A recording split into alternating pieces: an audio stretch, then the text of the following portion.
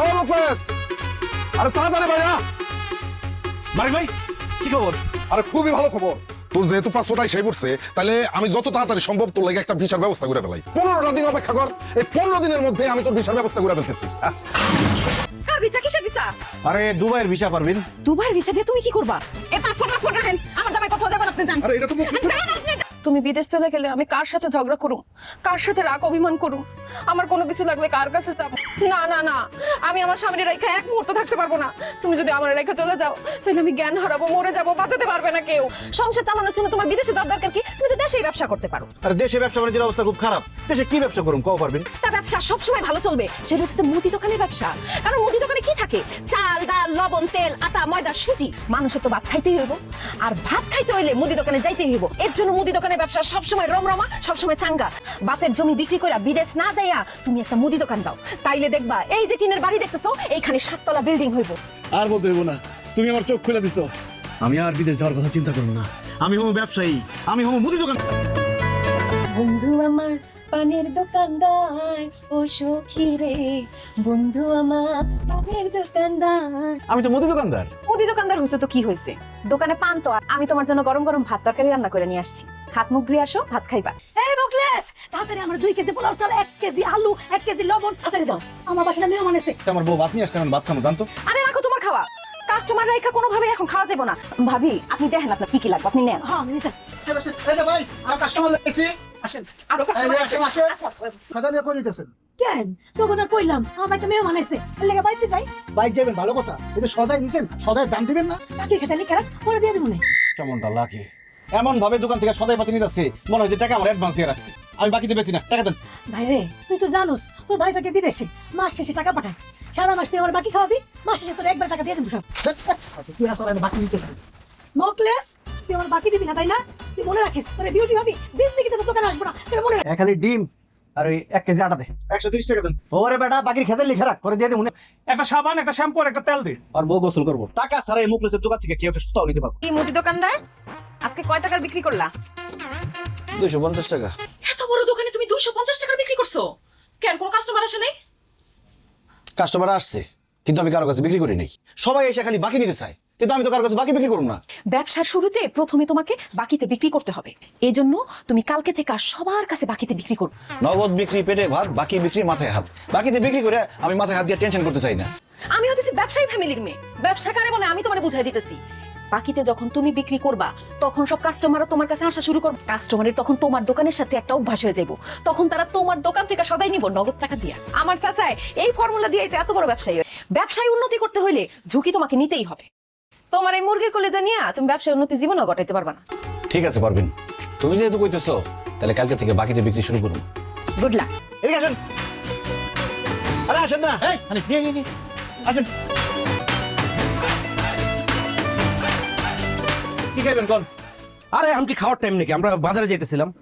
আমার দোকান থাকতে আপনার বাজারে যাবেন কেন? কেনাকাটা করতে কি কি লাগবে আমার দোকান থেকে নেন।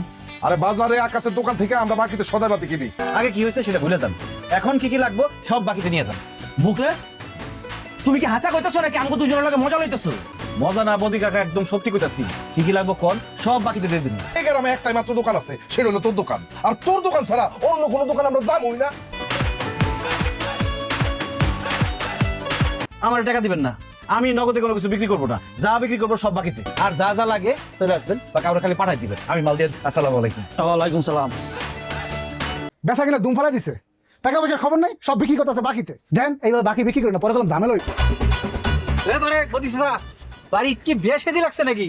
এত বাজার সদাই লোক করে লই দিতেছেন তো। মুখলেস হাই দা কিছু বাকি দিয়া দিল, লেগে একটু বেশি করে সদাই বেঁধে লই এলাম। কইছে যখন খুশি তখন টাকা দিয়েন। নইলে বাপের জন্মে কোনোদিন দেখছো আমার এত বাজার করতে? কি ব্যাপার পারবেন ভাবি, সবাই আপনি আমার বাড়িতে ডাকছেন, ঘটনা কি? ভাবি সবাই ডাকছে একটা কারণ আছে। আমার জামাই তো পুরোপুরি পরিবর্তন হয়ে গেছে। সে এখন আর নগদে না, সবকিছু বাকিতে বিক্রি করবো।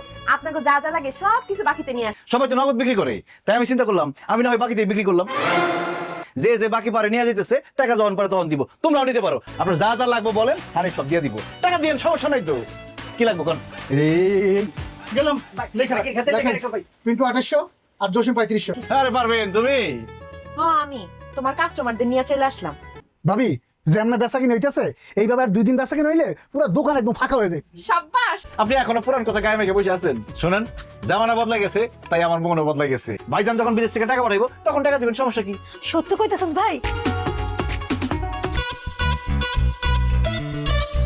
আমার এই মাসে বেতন দিয়ে দেন, আমি আর আপনার দোকানে চাকরি করবো না। বেতন তোর গুল্লা খাওয়ামু, দোকানের এই অবস্থা, তুই বেতন দাস কোটা খেলে বাকিতে বেচতে বেচতে দোকানের সব জিনিসপত্র খালি হয়ে গেছে। মানুষের কাছে বাকির টাকা চাইছি, কেউ টাকা দেয় না। এই জন্য নতুন করে দোকানে মাল উঠাইতে পারতেছি। তারা এখন অন্য দোকান থেকে নগদের জিনিসপত্র নিতে আছে, আমাকে বাকি টাকা দেওয়া লাগবে দেখা দোকানের আশেপাশে আইতে। আরে আমার ব্যবসা লাল বাতি চলতেছে। ভাইয়া, মানুষের বুদ্ধিতে চলতে গেলে যে বাস খেতে হয় সেটা আমি হারে হারে টের পাইতেছি এখন। তোর কথা শুনলে আজকে আমার এই অবস্থা হইতো না। এখন তুই তোর বাপের বাড়িতে গিয়া তোর বাপের কাছ থেকে আমার লিগে টাকা নিয়ে আবি, ওই টাকা দিয়ে আমি আমার মুদি দোকানে মাল তুলুম, কিন্তু এইবার আমি একটা টাকাও কাউরে বাকি দেবো। কান্নাকাটি কইরা 10-15 হাজার টাকা তোমার আইনা দিতে পারি। আই হেরে কি বলে, মুদি দোকানে মাল তুলতে টাকা লাগবে মিনিমাম 3 থেকে 4 লাখ। এই 10-15 হাজার টাকা দিয়ে আমি কি করুম? তুমি একটা টং দোকান দিয়া দাও, চা সিগারেট বেচবা, অল্প পুঁজি অধিক। দুধ চিনি বাড়াই দিয়ে একটা চা দে আর একটা সিগারেট দে। দেন টাকা দেন। এই বেটা আগে টাকা চাসকে, বাকির খাতে লেখা রাখ, পরে দিয়ে দেবো। বাকি তোর তো পকেট ভর্তি টাকা, টাকা থাকার পরে তুই বাকি খাস কেন? এখন থেকে নরম হলে চলবো না, গরম হইতে হইব।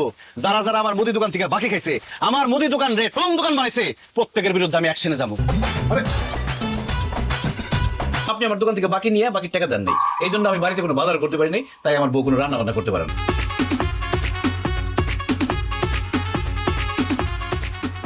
আরে ভাবি, আমরা কি এখানে থাকতে আসছি?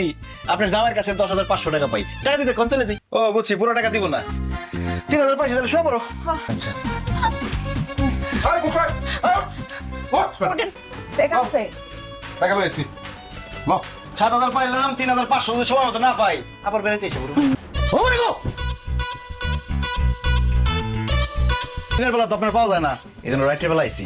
আর বউ নিয়ে কেন আসছি সেটা একটু পরে বুঝতে পারবেন। তোমার কেমন সেই টিভিটা? টিভিটা খুবই ভালো। ঘড়িটা তো খুব পছন্দ হয়েছে, কারণ আপনার খাট, এসি, সোফা, টিভি, ঘড়ি সব আমি আমার বাড়িতে নিয়ে যাবো। আরে তুই কি দোকানদারে তুই আর ডাকাতে শুরু করছো? আমি কোনো ডাকাতি শুরু করি নাই, আপনি আমার দোকান থেকে বাকি খাইছেন 22,700 টাকা। আমার জিনিসপত্র নিস না, আগামী সপ্তাহে আমি তোর টাকা শোধ করে দিব। এই যে এখানে 10,000 টাকা আছে আর বাকি 12,000 টাকা আমি আগামী সপ্তাহে দিয়ে দিব। হ্যাঁ পয়সা তোমার। আর বাকি টাকা কত জমছে? 16,042 টাকা 50 পয়সা। উঠা।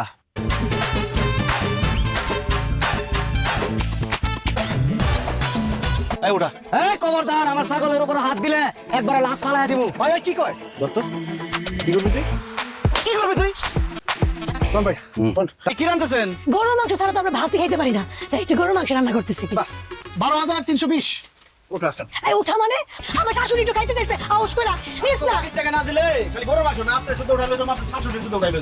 জিনিসপত্র সব কিছু নাকি এলাকা চলে যেতেছস নাকি? বাকির টাকা উঠাইতেছি, যে যে বাকির টাকা না দিতেছে তার ঘরের থেকে সব জিনিসপত্র লয়ে গেছে। টাকা দে, আমার কাছে তো টাকা নাই এখন। আর মোবাইল উঠা। হ্যাঁ বেটা কি কস? আপনার দোকান থেকে মানুষ মোট বাকি নিছে 3,70,000 টাকা, আর নগদ কালেকশন করছি আমি 9,012 টাকা। এদিকে তো তালা লাগাই দিছে। High high.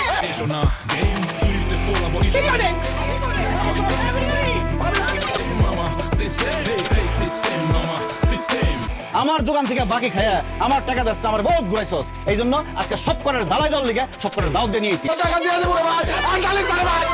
10 মিনিটের মধ্যে যদি আমার টাকা দিতে পারো তাহলে বাঁচবি। টাকা লিয়ে হিরে টাকা আমার বাড়িতে আছে। বউ হ্যালো তুমি সবাই সবার বাকি টাকা দিয়ে দিছে। আপনারা সবাই আমার ক্ষমা করে দিয়েন।